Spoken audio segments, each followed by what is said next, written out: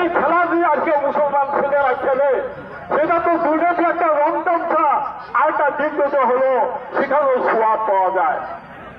বর্তমান দেশের যেটা পরিস্থিতি, দেশের যেটা হাল,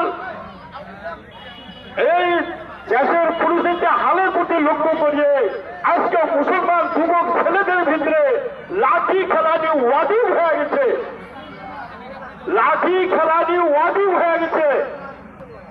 সামনে যেটা ভয়াবহ জামনা আসতেছে, নিজের আত্মাকে, নিজের বংশকে, নিজের জাতকে রক্ষা করার জন্য লাঠি খেলাদের প্রয়োজন হয়ে গেছে বন্ধুগণ। তাই আজকে যুবক ছেলেদের ভিতরে লাঠি খেলা কয়েকদিন ধরে লাঠি খেলার আমোদ ফুর্তি করেন, সবও আছে এবং নিজের জাতকে রক্ষা করার জন্য বহুত একটা সুবিধা পাওয়া যাব।